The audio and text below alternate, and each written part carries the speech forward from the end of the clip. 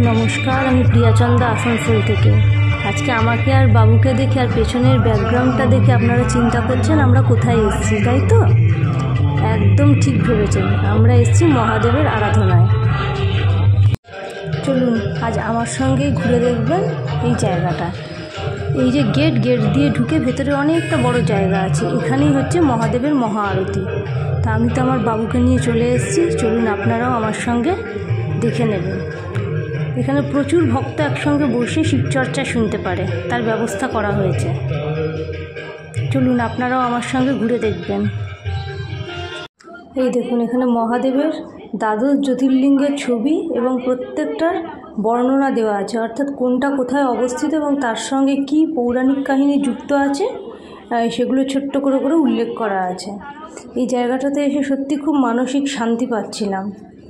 আর সঙ্গে বাবুও ছিল। বাবু খুব ছোট, এত কিছু বোঝার মতন ওর ক্ষমতা নাই, কিন্তু দেখলাম বাবুও উঁকি মেরে মেরে ঘুরছে, সব জায়গাগুলো দেখে বেড়াচ্ছে আর খুব আনন্দ করছে। ওই জন্য আমিও একটু জায়গাটা ক্যামেরাবন্দি করতে ব্যস্ত ছিলাম, ভাবলাম যতটা আপনাদের সঙ্গে শেয়ার করা যায়।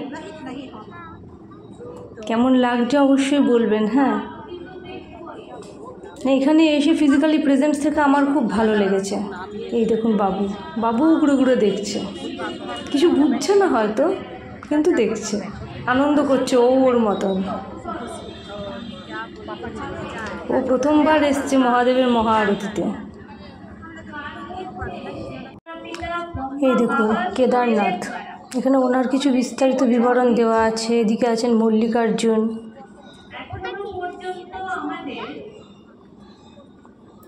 খুব সুন্দর, জায়গাটা ছেড়ে আসতে ইচ্ছে করছিল না। বিশ্বনাথ,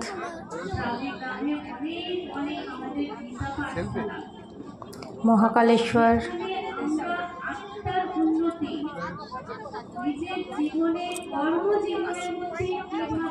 ত্র্যম্বকেশ্বর। সব থেকে ভালো লাগছিল আমার এই জায়গাটায় ধূপকাঠিগুলো,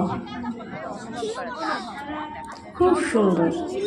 এই জায়গা ছেড়ে আমার আসতে ইচ্ছে করছিল না। রামেশ্বরম। আর এখানে একটা জিনিস দেখলাম যে যত রাত ঘনিয়ে আসছে তত ভক্তরা ভিড় করছে। সেই সময় খুব আনন্দ লাগছিল, ইচ্ছে করছিল আর একটু থাকি।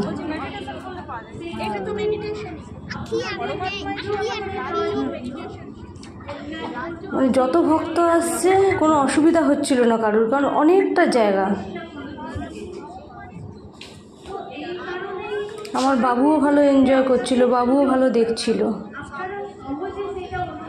এই প্রথমবার এই মহাদেবের আরতিতে বাবু কোনো বিরক্ত করেননি আমাকে।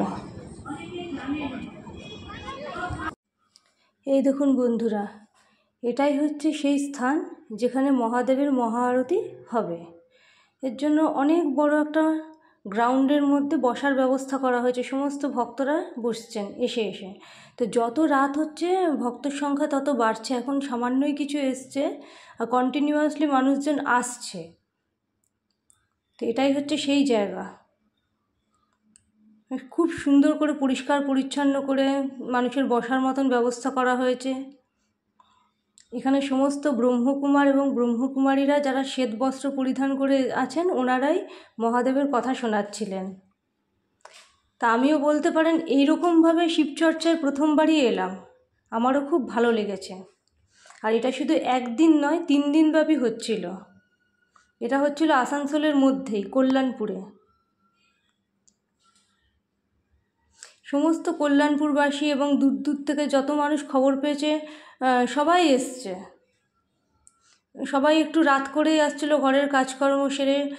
প্রচুর মহিলারা এসেছে, উপস্থিত হয়েছে, তারা বিভিন্ন জায়গায় ঘুরে ঘুরে দেখছে। একটা জায়গা যেমন আগেই আপনাদের সঙ্গে শেয়ার করলাম, যেখানে দ্বাদশ জ্যোতির্লিঙ্গ সম্বন্ধে দেখানো হয়েছে, বলা হয়েছে। এখানে একটা বুক স্টলও ছিল যেখানে মহাদেবের সমস্ত বইপত্র রয়েছে, সেখানেও বেশ কিছু ভক্তরা ভিড় করেছে। এখানে দেখার মতন অনেক জায়গায় ছিল। আমিও ঘুরে ঘুরে ভিডিও করছিলাম, যতটা সম্ভব ক্যামেরাবন্দি করার চেষ্টা করছিলাম। সঙ্গে ছোট্ট বাবু আছে, তো বাবু অতটা বাবুর ধৈর্যও নাই, এমনিও এনজয় করছিল, ঘুরছিল, কিন্তু ওকে নিয়ে খুব একটা ভিডিও করা সম্ভব হচ্ছিল না। ছোট তো, আর ও খুব চঞ্চল। তার মধ্যেও বাবু আমাকে এতটা সুযোগ দিয়েছে। যার জন্যই আপনাদের কাছে এই ভিডিওটা আমি করে দেখাতে পারছি।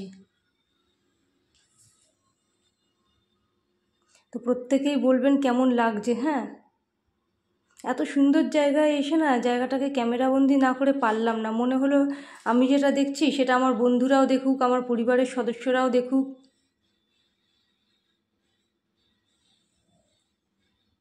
এখানে এসে মনে একটা আলাদাই শান্তি পাচ্ছিলাম।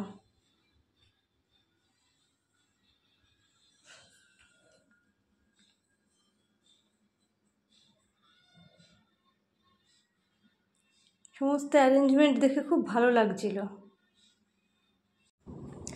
আর আমার সঙ্গে এই মহাদেবের মহাআরতি কেমন লাগলো অবশ্যই জানাবেন।